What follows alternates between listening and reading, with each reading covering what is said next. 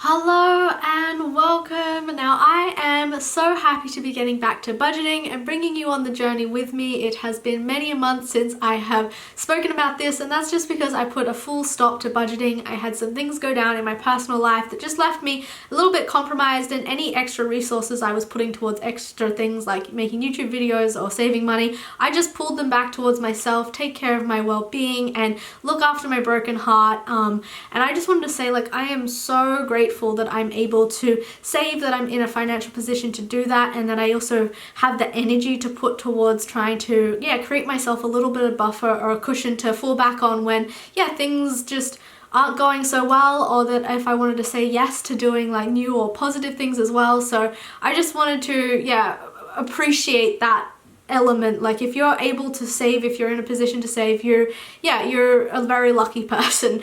So I'm really excited for this series to create some videos around budgeting. I love doing it. It helps keep me motivated, and I hope that I can help inspire you to save a little bit of money.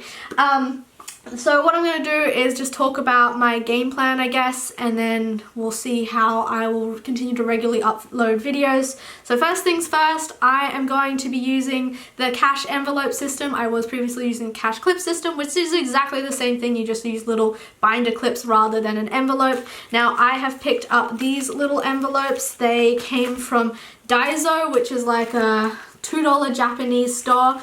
They are plastic, and unfortunately they did come in plastic packaging. However, they were exactly what I was looking for. They're the right size for my wallet, and I really wanted these instead of using paper envelopes because they do fall apart, and the coins in Australia get quite heavy and there's quite a lot of them, so I was just wanted to get something that was going to be nice and sturdy, and I really wanted to get see-through ones so it's very easy to see, like, there's no money in this category left, but there is some left in this one. So I am really happy with this purchase, and they were about $2, I think $2.80 a pop, which adds up. And that's what I would say, like, if you are going to create a budget, like, don't go wild and spend like $70 on a budgeting system. Try and get something that's really small, it's not small, very cheap and easy to like work with for yourself, but also make sure it's functional and that you're actually going to use it. So that's why I went and got these. The next thing is I wrote down like a target goal for how long I am planning to budget for. So I would suggest doing this for yourself. It's very good to give yourself a clear amount of time that you're planning to really work your butt off to save, because if you just go, well, I'm just going to continue to do this for whatever, it doesn't really motivate you. So for me, I gave myself 42 weeks, and that was just kind of because in July 2019 I am planning to go to America, so I'm hoping to save and save as much as I can before I leave the country. So my way of doing it is I wrote down every single week, I guess, from now until then. If it works better for you to do fortnightly, so every 2 weeks, or if it works for you to do it by month, and creating a budget that way, then that's good for you. You've got to figure out what's going to make more sense, like if you're getting paid monthly or weekly or fortnightly, if you're having to pay out your bills on those different times, just figure out what's going to be more easy for you to grapple and work your head around. So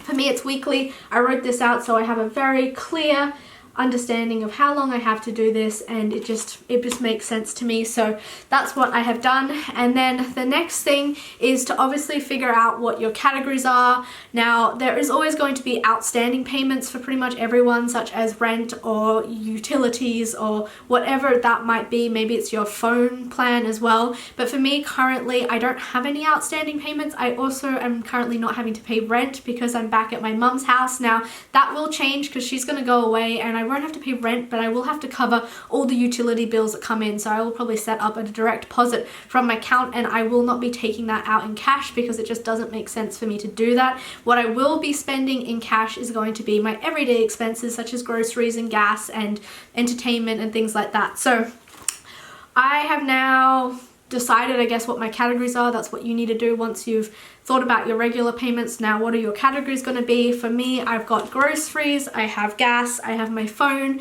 I have eating out / entertainment as one category, and then I also have unforeseen expenses, which is also going to cover like clothing or any little things that I may need, and those are the categories that I have chosen. So yeah, you just got to figure out what works for you. I'm going to be budgeting myself like weekly rather than monthly as well, because I just think having a control over a week just makes things a lot easier. Often I know that when you, even if you are getting paid monthly, maybe just split your payments into like weekly payments for yourself or whatever works, because for me, I just like having a smaller amount of time to sort of compete with myself, I guess. So like this week I spent this much and this week I spent that much, and I kind of compete with myself with like the different weeks, how much I save and how much I spend.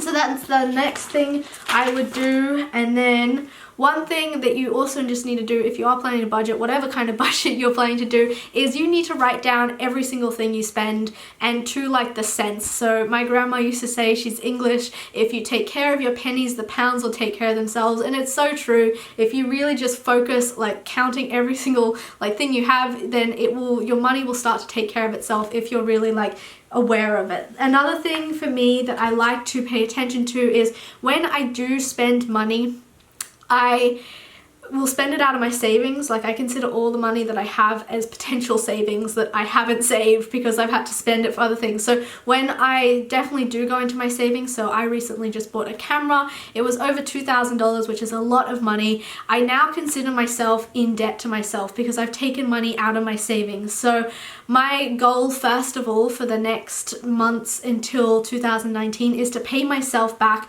for all the money I've spent since arriving into Australia. So when I was in America, I really saved myself a little bit of a free pass to just spend what I needed to. But then coming back to Australia, I wanted to make sure I would write down everything and then pay myself back all that money as soon as I started working. So since being back in Australia, I've spent $4,500. It's a lot of money. I can talk about it in another video, exactly what I spent that money on. Half of it was a camera, and then my goal is first by December to make about $5,000 and put that into my savings, and then from there we'll be starting kind of afresh to then try and save as much money as possible for traveling. I plan to travel the world. I don't know what countries yet, but I do want to do it by 2020, so my goal is to like travel for most of the year of 2020, but at the end of the day things always change, but I'm excited to save towards that goal.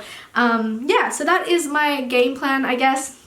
And for me, the way I am going to do it, and this might be the confusing part of this video, is I'm going to have two little jars because I'm planning to do everything in cash pretty much because that's what keeps me motivated. So the first jar I have here is $500. So when I came back to Australia, so far I spent $4,500. Now my goal by December is to save $5,000, which includes this $500 in this jar. Now this is what I'm hoping to be my spending money for the next couple of months, and then I hope not to spend more than $500. I hope to be really frugal and really try and save money on food and eating out and everything for the next couple of months to really make sure I'm not spending more than $500 from now till December. So that's one random thing I have, and that's like this jar that I have here to motivate myself so I can see the money in it. And then here is the jar that I am planning to put all the money I basically save and make. So when I get paid from work, I take it out, I put it in this jar. When I get paid from YouTube, I take it out, I put it in this jar. And this is the jar that I'm hoping to save $5,000 in there. There's already about $1,000 in here. And so for the next couple of months, that is the goal. And then once I save that $5,000, then I'll probably put it into my bank account, and then it'll start accruing interest. But that's just, I like having it physical. It keeps me motivated. It keeps it very clear, like in my face, what I'm trying to do. So that is why I have these jars. So anyway, thank you for watching. Let me know if you want to join me on this. Let me know if you'd rather weekly or monthly updates. It's kind of whatever's going to work best for you, and what's going to keep you motivated, and how we can help to like save together and just keep it fun and interesting. So anyway, thank you so much for watching. If you have any questions, let me know in the comments, and I will see you next time. Bye.